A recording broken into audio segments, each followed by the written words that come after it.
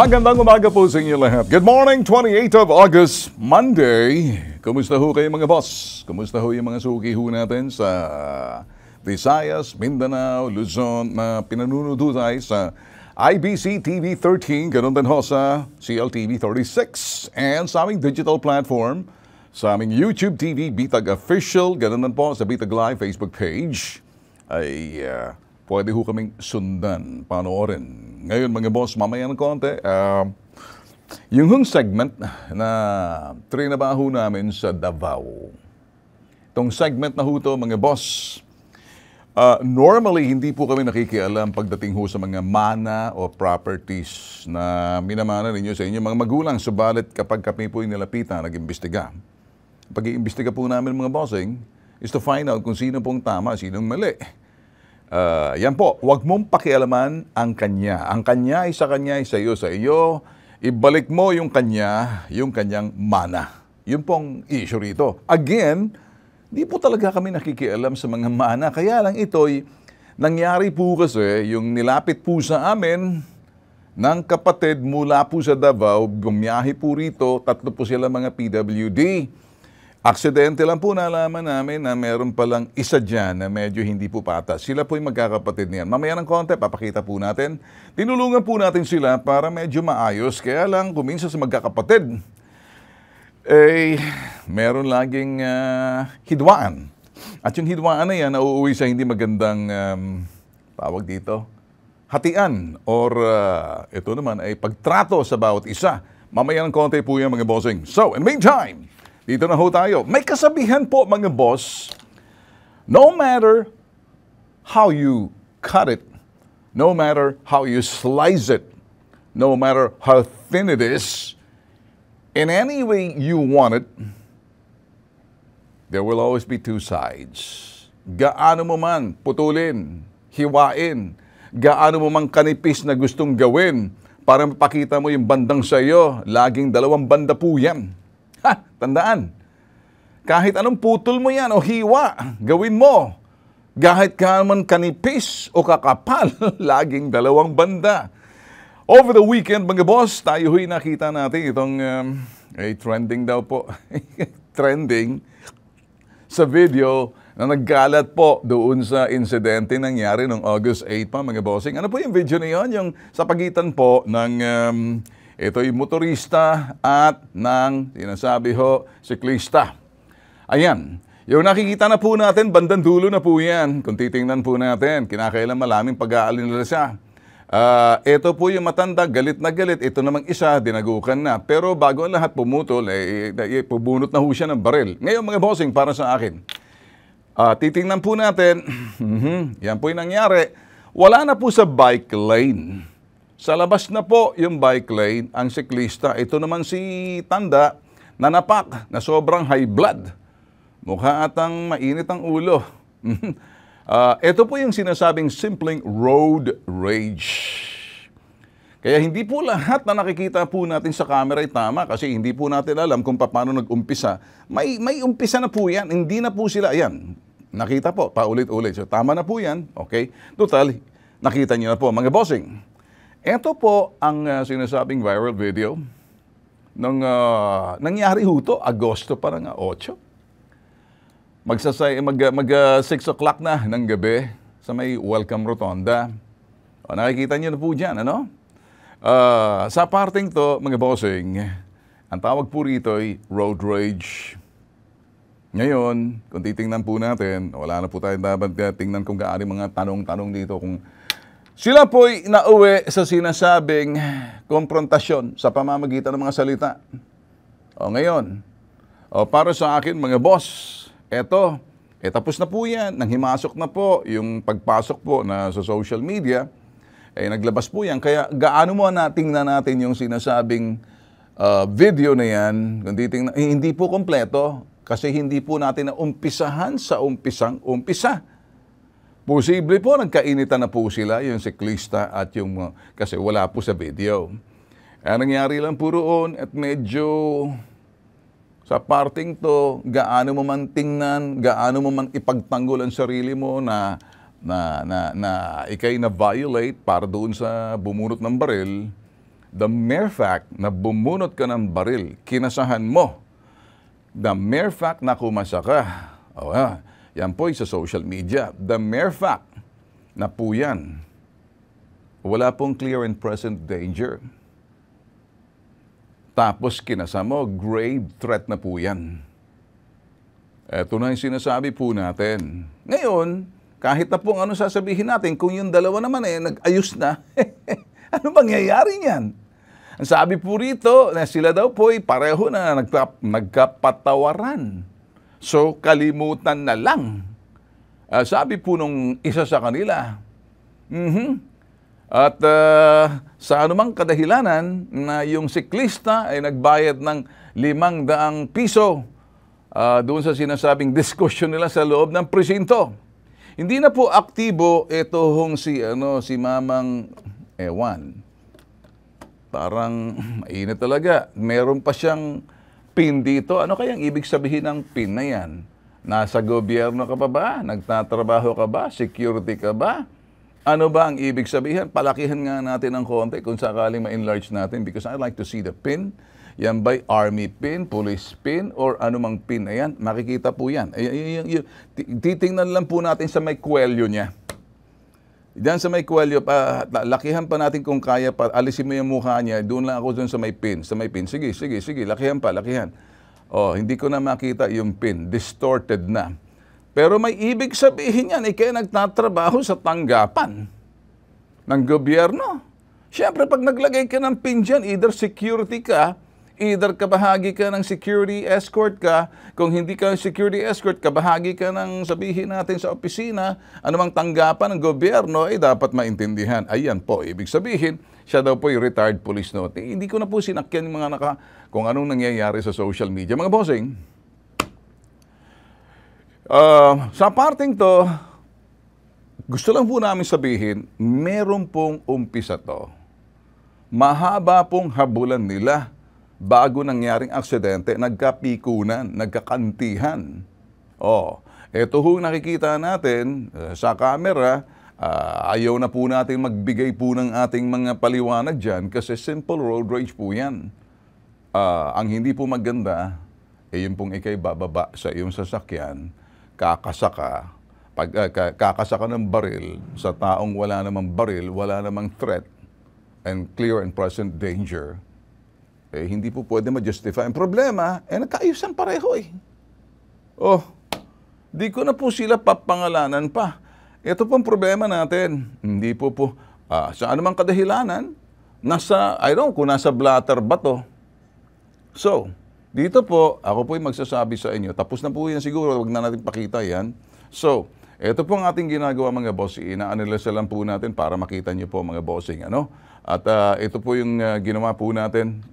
At this point, gusto ko lang pong sabihin sa inyo na wag po maging mainit sa lansangan. Lagi. Kung matulog po kayo ng tama. Kapag medyo kulang sa tulog, wag po kayo magmaneho. Kasi yung init ng ulo ninyo, lalong madadagdagan. Kung meron po kayong, medyo nararamdaman hindi maganda, mas maganda siguro magpa-drive na lang kayo. Kung may pinagdadaanan po kayo, siguro relax lang ng konti. Yun na po. Maaring puyat, masama yung pakiramdam, medyo nagkaroon pa ng sinasabing gitgitan, yan, nauwi sa ganyan.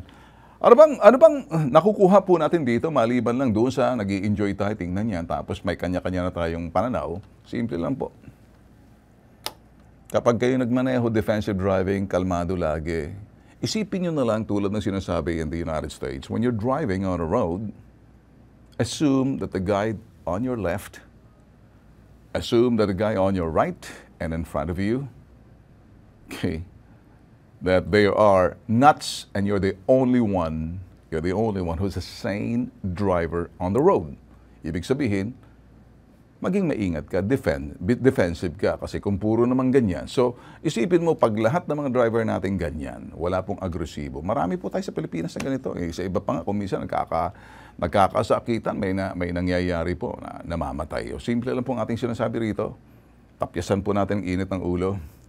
At kung itong tanong, may karapatan po ba ang sino man itaguyod ang demanda kung yung mismong biktima, nangyayari dun sa biktima, kung sino man yung biktima, kung sino man yung kinasahan, umatras sa anumang kadahilanan, karapatan niya po yun.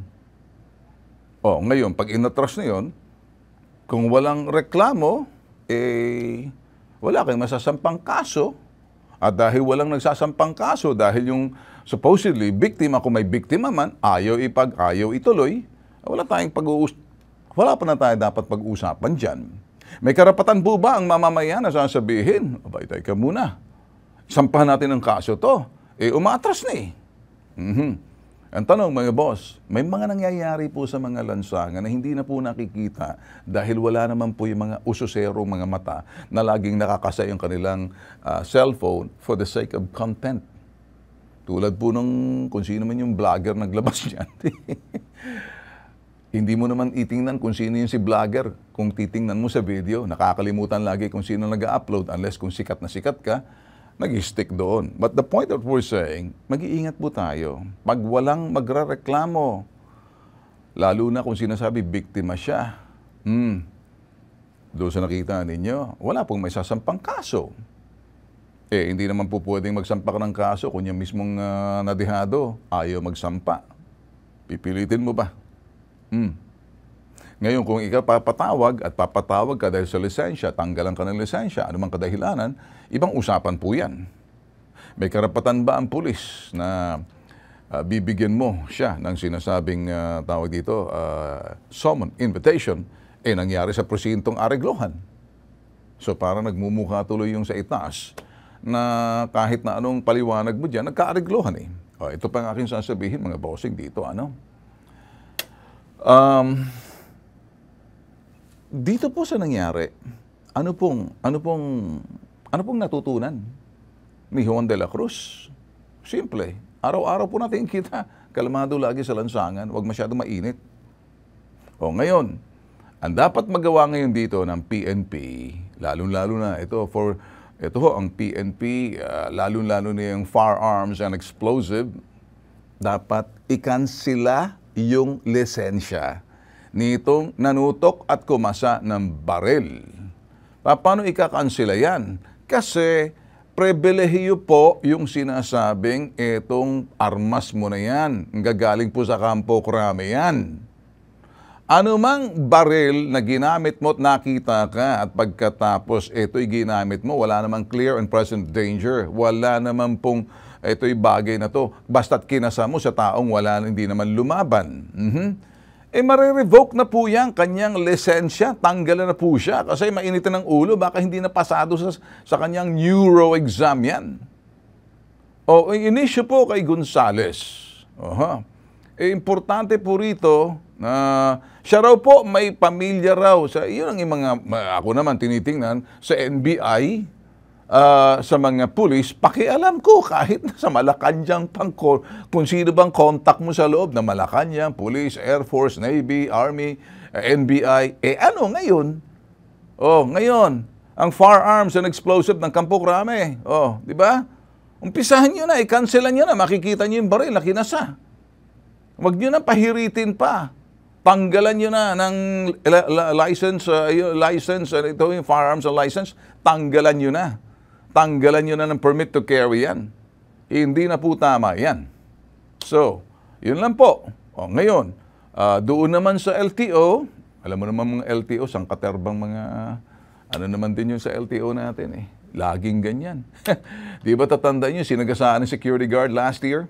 Di ba? Yung mga nakaraang taon na sa may, nahihirapan pang LTO. Natatandaan nyo ng araw na nagmano pa doon sa PNP chief, yung mano po nenong. Tapos ang LTO, nagmukhang ewan. Ngayon, ang LTO, tingnan natin kung makakakilos para i-revoke yung lisensya, driver license nito. Itong bumaba at pagkatas nagkasa, magkaiba po yan. May karapatan bang LTO? Suspindihin, i-revoke yung driver license na mainitan ng ulo, na hindi pwede magmaneho sa lansangan, pwede po. May karapatan ba ang PNP i-cancela yung kanyang lisensya, i-revoke yung kanyang license? Abay, may karapatan po dahil ang lisensya po ay pribilehyo. Lalo na sa baril, importante, pasado ka sa neuro. Kapag kasama po sa exam po na mabigyan ka ng lisensya ng baril na hindi ka mainitin ng ulo, may mga exam po riyan, paano kapag ikay nagmamaneho, tapos kinat ka bigla, nag-naughty finger sa iyo, hinabol mo, bumaba ka, anong iyong gagawin? A, bababa ka, bibigyan mo ng leksyon. B, iiwas ka na lang. C, yung mga ganong klaseng sitwasyon, meron po akong kilala, hindi po nabigyan ng driver license, ng LTAP, License to Possess Firearms. Hindi po nabigyan. Bakit? Sa exam pa lang po, anong gagawin mo? Scenario setting. Abay, upakan niya raw. Medyo respond daw siya. Hindi siya nabigyan ngayon ng LTAP. Bakit? Doon pa lang sa exam. Palibhasa, martial artist. Ha! Akala niya, siyempre, pag may baril, delikado. Hindi po ba? Wala pong karapatan ang sino mang mainit ang ulo. Eto, aalis na po tayo. Tulad po rito, balik po natin. Ito may kinala. Wala pong karapatan ang sino man na mabigyan ng lisensya tulad nito na ikasamo, nakikita, plain view, ikasamo na wala namang clear and present danger, kaano mo mang tingnan yan, gaano mo mang kanipis, gaano mo mang hiwain, putulin sa bandang iyo lang ang gusto mong pakita, ipagtanggol mo na tama ka. Abay, hindi po pwede maging tama kasi iyang pong baril na yan, hindi po dapat binubunot yan. Kapag binunot mo yan, ipuputok mo kasi may clear and present danger.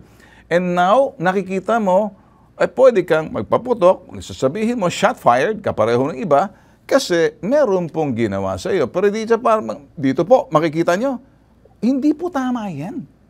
So, Kampo Krame, kilos! Ako po siguro bibisita ako kay Chief PNP, pagkatapos bisitahin ko lang yung ito ho yung firearms and explosive po natin para naman masilip natin kung anong gagawin nila, interview. O mga kayo na sa media. Mainstream news. Punta sa Kampo Krame, search nyo. Tingnan nyo, para may balita na kayo. Hindi yun puro saw-saw, angkas eh. Sa atin lang po rito, tutukan nyo sa LTO para may madala. Di ho ba? Ganun lang po ko simple. Well, minsan, nasa huli ang pagsisisi. Magsisi na kayo sa unahan bago mangyari yung sinasabing mga bagay na kapareho nito. Pero itong isa, kumakasa pa. Dito itong isa, kumakasa. Sino to? Si Pura Luca, kumakasa pa. Hindi marunong madala. Hindi marunong humingi ng patawad. Nagpa-fundraising pa. Doon sa mga lugar na sinasabi niya, dagdagan niyo pa ng hamon pa tong si Juan. Dagdagan niyo, pakialam ko. Nagsalita pa, gusto pa, ginawa na po, persona hindi marunong madala, hindi nagsisisi. Kaya dapat ito, masampahan talaga ng kaso. Kita mo, sabi niya, siya ay pupunta sa hukuman at kinakailangan niya ng ito ho. Sabi niya, we're going to court and we need your help more than ever. Sabi niya po, your donations will go to, Sus Mariosep. Hindi ka ba nahihiya niya sa ginagawa mo? Hindi ka nga sandali, sundutin ko yung ngalang-ngalang mo dyan. Nang bastos ka na, ng panalampalataya ng iba, bibigyan mo ng sinasabing dahilan na parang kinakawawa ka, na para bang inaapi ka, na gusto mong sabihin, ikaw yung inapi, ikaw na nga una. Para siguro gusto mong sabihin, hanay ko kayong dalawa nung yung kanina, sino ba yung kaninang driver na kintab yung ulo? Si Willie. Willie Gonzales, tsaka ito naman, at least si Willie nakapag-areglohan. Ito naman, yung mga listahan po, hindi po nagsisisi ito. General Santos City, Florida Blanca, Pampanga, Laguna, Manila, Bukidnon, Taboso, Negros Occidental, Nueva Ecija, Cebu City, Cagayan de Oro City, Oriental Mindoro, Dinagat Island, Lucena City, Mandawi, Bohol. Ang dami na po. Ang gusto niyo sabihin, bring it on! Gusto niya, bring it on! Kaya lang, bring it on, ang tapang, kaya lang, palimos po, bigyan niyo po ako ng tulong. Anong klaseng, gagawa ka ng kalokohan, tapos hihingi ka ng donasyon? Panindigan mo, total sabi mo, wala kang pakialam. Di wala kang pakialam. Gusto ko makita na ikay pinupusasan. Pero bago yan, sigurado naman pag ikay nabigyan ng sinasabi po natin, ito'y kaso maisampa, makatikim ka para maintindihan mo to. Kung sino-sino na po, nagbigay po. Ito po yung mga batas na nilabag din po nito. Andyan na po yan. Kabisado niya po, lahat po na dyaryo at na media na yan. Ang point lang po natin, ang sinasabi po nito, kakasa siya, wala siyang pakialam, pero humihingi ng ayuda para doon sa mga, kung sino man ang tutulong sa kanya. Gagawa ka ng kalokohan, tapos mangi-insulto, pagkatapos hihingi ka ng tulong, ayuda, ano ba naman to? Joseph naman to. What's going on? Siguro baka kinakailangan lang uminom ng gamot, baka nakalimutan. Susunod na po mga boss. Ito ho, panoorin niyo po ito pagkatapos po natin. Ito po yung segment na inilapit po sa amin, tinulungan po namin. Kaya alam, may discovery po kami.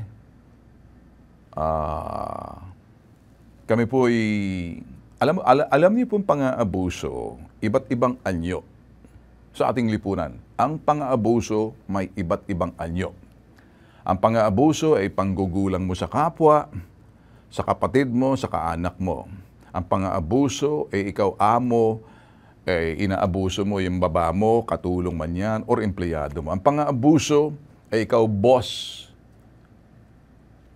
Tapos inaabuso mo sa pamamagitan panggigipit, inaabuso mo, dinadala mo sa iyong pagiging amo.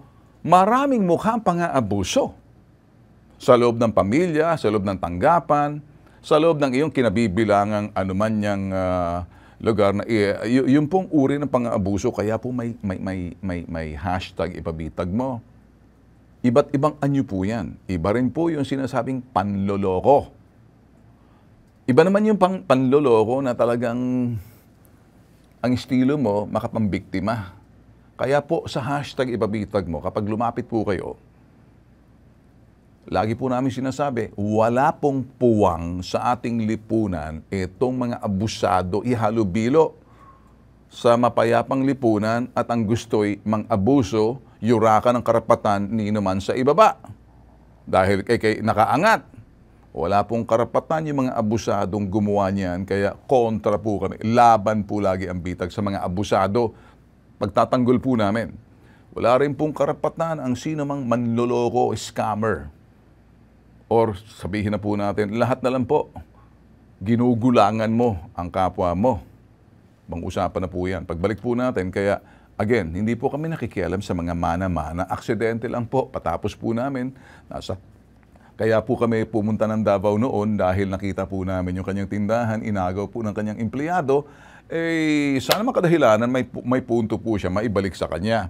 Pero nang bandang huli, may na-discover pala kami, abay mismo, yung lumapit, ganun din palang ginagawa niya sa mismong kapatid niyang na-stroke na hindi na makapagsalita, sa wheelchair na lang. Nakakaawa naman.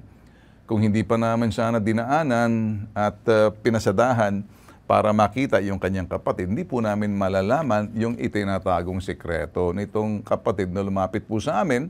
Dahil yung kanyang girlfriend, tulad ng sinabi rin naman kanyang mga tiyahin na nirereklamo niya, yun po yung sinasabing minamanipula. Yung taong to. Kinikwento lang po namin sa inyo, baka malito po kayo na baka lahat na po kayo may mana, takbuhan na po. Hindi po ako, hukuman po dapat ang puntahan ninyo. Ako naman, ginawa ko lang kung ano yung sayo. Nanindigan po ako dahil tinulungan ko po. Pero yung makikialam po ako na mga mana na ibinigay po sa inyo, hindi po kami hukom, husgado po or abogadong kinakailangan nyo. Pagkatapos po nito, mapapanood nyo, huwag mong pakialaman ang kanya. Mana niya sa kanya. Sa'yo. Yung kanya, ibalik mo. Ba't nasa sa'yo? Magandang tanong po yan, ano?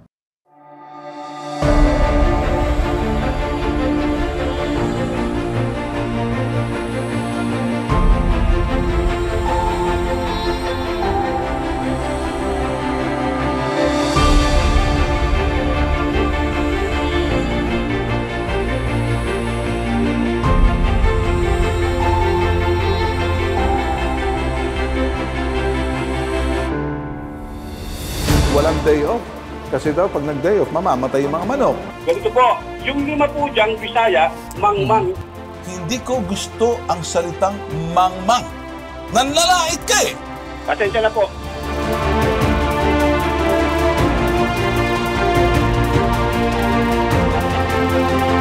Sir Ryan po kasi nagbigay ng assistance letter sa amin. Sir, hindi po Kasi namin yung kilala, sir. Sir, important po sandali. namin. Ang taxi operator po, sir, hindi po yung mga pasahero. Hindi po sir, kasama na po yung pasero. Ay, teka Kaya muna, nga sir. po, Teka muna. Ito, importante. Kausapin nyo to, hindi nyo pwedeng i-package eh.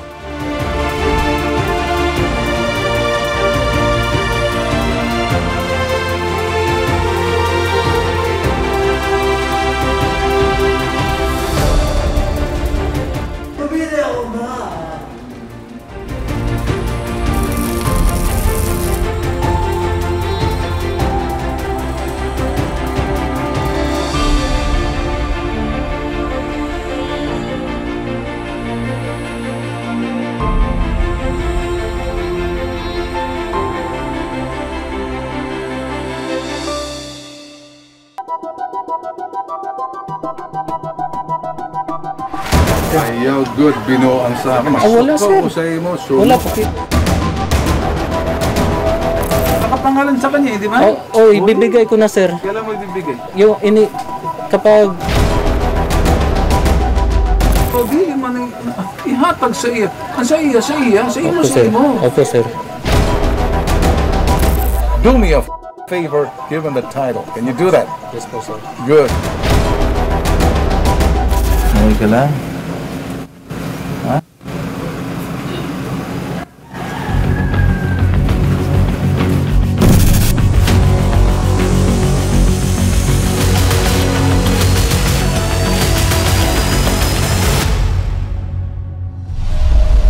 Tatlong magkakapatid na PWD, iba-iba ang kanilang magulang. Pare-parehong inampon na mag-asawang negosyante sa Kiblawan, Davao del Sur. Si Gaudi, ang pinakamatanda sa kanilang tatlo. Isang stroke survivor, hindi na nakakapagsalita, hindi na makalakad, nananatili na lamang sa wheelchair. Si Marie Chris, nag-iisang babae sa magkakapatid, may epilepsy. At ang bunso, si Marvin, may heart condition. Nagsimula ang kaguluhan ng pumanaw ang kanilang ama't ina na umampon sa kanila.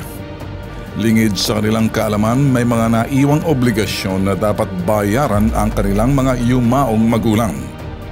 Dumagdag sa kaguluhan ng magkakapatid ang mga tiyahin at tiyuhin na kapatid ng kanilang yumaong ina.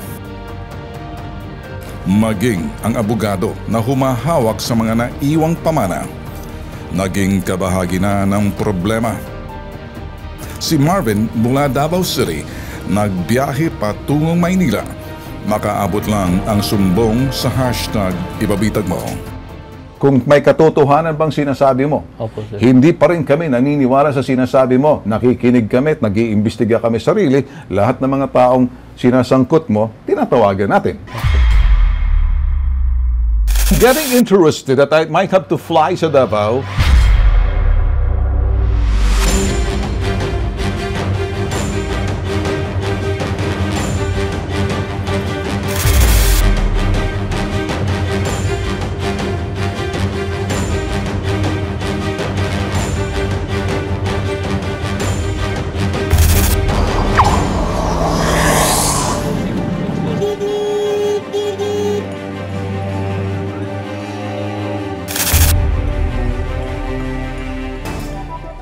Protektado sila ng batas sa ilalim ng DSWD. Protektahan, hindi pagsamantalahan. Sino ang may-ari ngayon? Marvin Dikdikan. Pag nag-a-apply ka ng business permit, kanino nakapangalan? Sa ako asa, sir. Tama. O, unsang himuha natin sa iyo mo? Gusto na yung mga empleyado pa niyo mo na eh. O, okay. Tapos?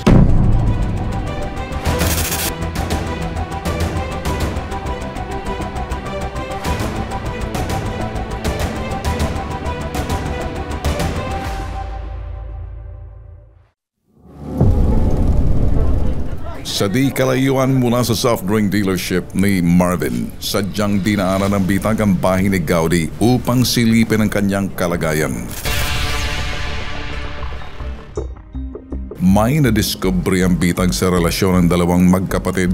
Hindi inaasahan ni Gaudi na dadaan sa bahay niya ang bitag habang nakaupo sa wheelchair at nagpapahangin. Biglang nagbago ang kanyang disposisyon nang makita niya palapit sa kanya si Marvin.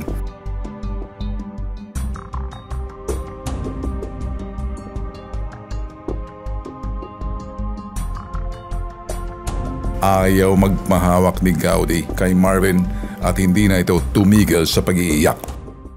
Gaudi, kumusta ka naman, Gaudi? Kumusta ka?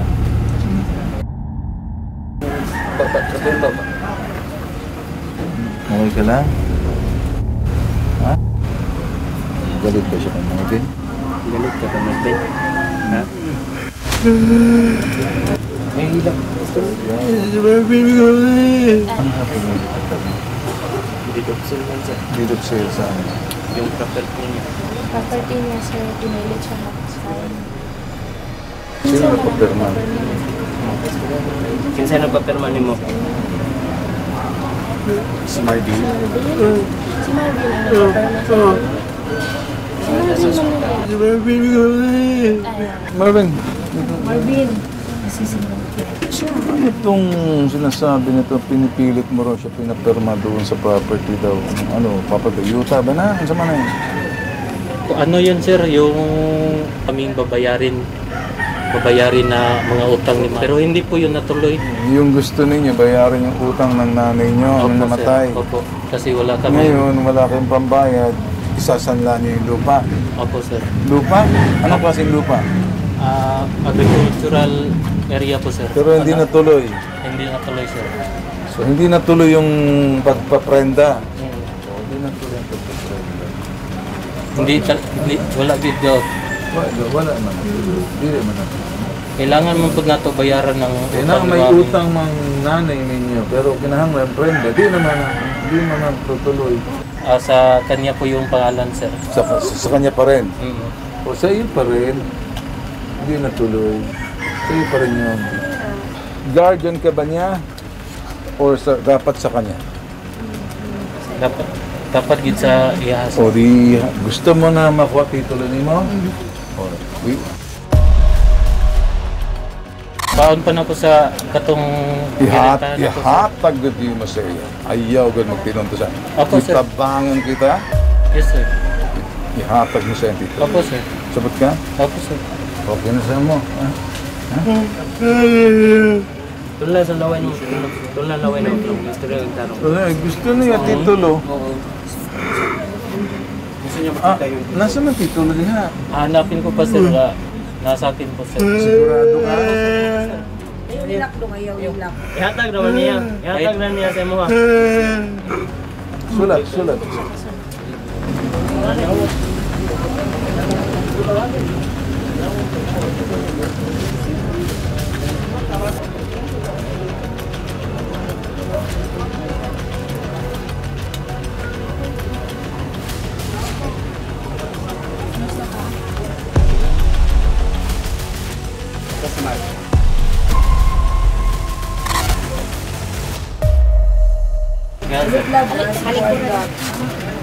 Ay, pagkalo lang.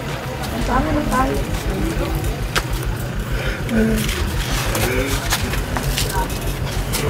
May epilepsy ba siya? Yung epekto ng gamot Dengue sir. survivor yan siya sa loob. Ang naasa mo ang title katong 4,000 square meters mahigit. Yun lang yun isa sir. Kasi yung Kanina yan. kay Gaudi po. Sino nagsabi niya? Kasi Sino tumawag sa'yo?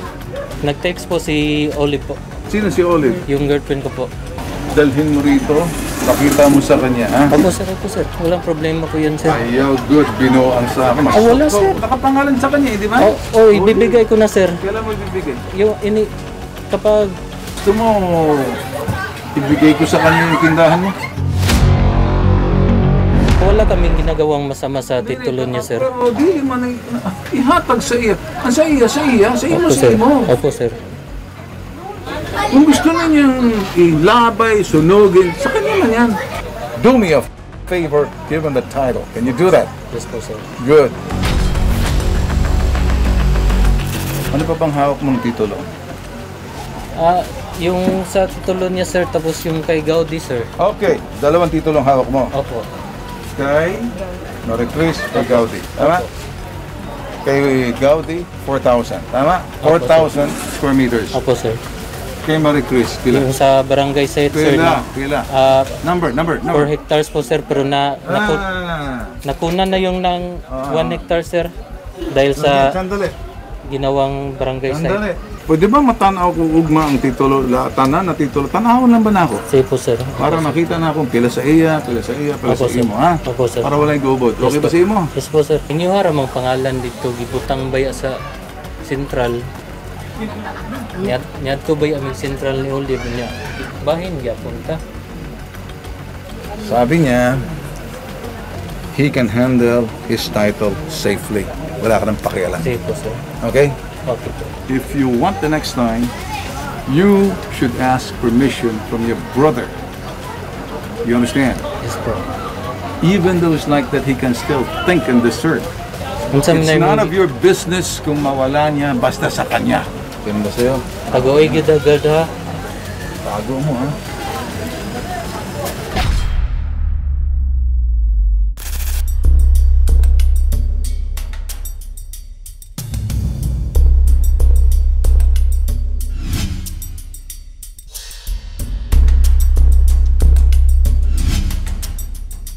Ang role ni MSWD is to witness din no doon sa Kidlawan na na-hand over ni Marvin yung titulo sa kanyang kapatid.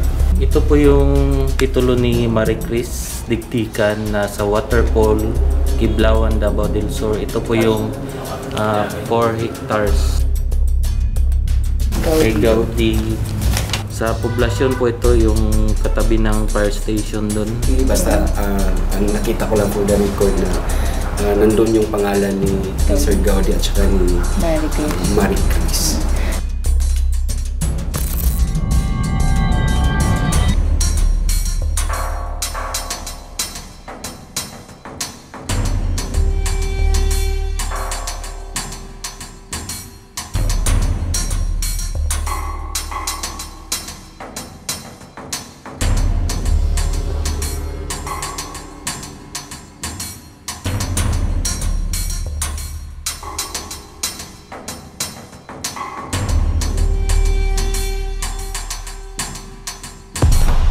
Nabawi ni Marvin ang namanang soft drink dealership sa tulong ng bitag.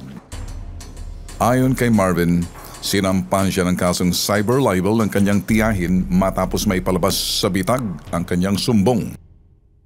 Lumalabas na may personal na galit si Gaudi kay Marvin dahil ang titulo ng lupa na kanyang minana ay nasa pangangalaga pala ng girlfriend ni Marvin. Sa tulong ng DSWD na idokumento ng bitag ang pagbawi ng titulo ng lupa ni Gaudi mula kay Marvin. Linawin po natin mga boss, hindi po kami nakikialam pag mga ganun pong pamilya na nagkataon lang po na si Marvin tinulungan po namin dahil yung unang storya po kung inyo matatandaan, iinagaw po ng empleyado ni Marvin yun hong kanyang tindahan o yung soft drink dealership na pinuntahan po namin sa Davao para ibalik kay Marvin yung sa kanya. May mga sidebar or may mga bagay na po na hindi na po namin papakialaman kasi yun lang naman pong gusto namin mangyari. Pagkatapos po namin maibalik at maagaw at maibalik doon sa tulong po ng DSWD, tsaka nag-witness po yung Department of Justice, PAW, tandunin po yung DILG, and doon po yung pati DOJ, DILG, DSWD, tsaka labor nandoon po. Nung pinaalis na po ni Marvin, yun hong nang agaw sa kanyang tindahan, pinangalan na po. So, ngayon, Pagkatapos po noon, naging curious lang po kami na hindi inaasahan ni Marvin na dadaan po kami doon sa kanyang kapatid. Ay, malapit lang po sa may tindahan at na-discover po namin na yung pala, ito naman si Marvin, yung tinulungan namin, yung titulo ng kanyang kapatid na stroke victim na inopera na sa ulo, hindi na po nakakapagsalita, awang-awa po kami.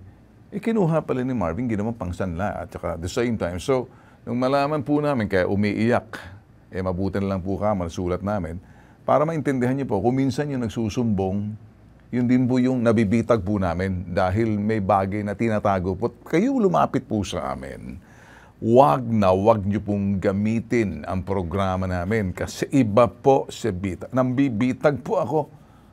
At laging pinagtatanggol ko po yung mga naabuso na didehado. Ganun na po kasimple. Ibigay po kung kanino. Again, hindi po kami nakikialam pagdating sa mga mana-mana na yan. Nagkataon lang po dyan. Marunong po kami manindigan. Tumatayo po kami, hindi po kami yung kakampi lang. Hindi po kami naniniwala sa mga inaapi. Sa pangsini po yan. Ang totoo, maraming mukha ang mga abusado. Maraming mukha itong pang-aabuso. At hinahanap po namin yung mga abusado. Walang puwang sa lipunan ng sino man papang-abuso, tutugisin namin kayo. Itangga nyo sa bato. At yung mga manloloko, lokohin yung lelon yung panot. Dahil mabibitag kayo. Mga boss, inuulit po namin, hindi po lahat na nakikita natin sa social media, mga videos na ina-upload, akala po natin gagawa na agad tayo. Yung pong nakikita natin, doon lang po tayo nagbabase. And at the same time, gumagawa mo po tayo ng ating konklusyon. And we try to, make our own judgment based on what we see. Not all the things na nakikita po natin sa social media ganon.